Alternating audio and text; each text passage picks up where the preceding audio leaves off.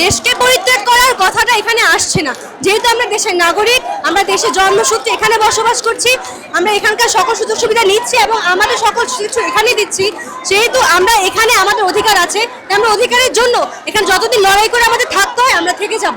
এখানে ভারতে যাওয়াটা বা আমরা ভারতে যেতে চাচ্ছি কিনা, আমাদেরকে কেউ লোভ দেখাচ্ছে কিনা, সেটা প্রশ্ন এখন আসছে না। আমাদের প্রশ্ন আসছে আমাদের এখানকার অধিকারে, আমরা এখানকার নাগরিক, আমরা এখানকার অধিকার আগে আমাদের, আমরা এখানকার অধিকারটা আগে আমাদের যাচাই করার চেষ্টা করব। আমি এদের উদ্দেশ্যে বলতে চাই যে আমরা 1971 সালে দেশ স্বাধীন করেছি।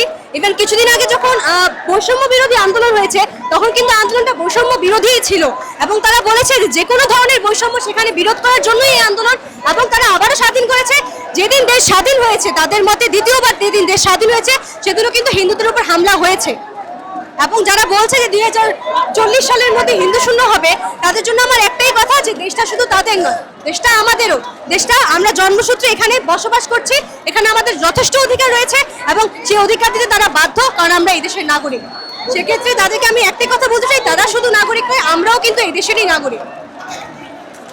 দর্শক, আমরা এদের কাছ থেকে এটা সুস্পষ্টভাবে জানতে পারলাম যে হিন্দু সম্প্রদায় বা যারা এই দেশের কম সংখ্যক নাগরিক রয়েছে তাদের উপরে যতই ঝড় কিংবা বাধা আসুক না কেন, এ দেশের মানুষ কখনো এই দেশকে ছেড়ে যাবে না, এটা আমরা এনাদের কাছ থেকে সুস্পষ্টভাবে জানতে পারলাম।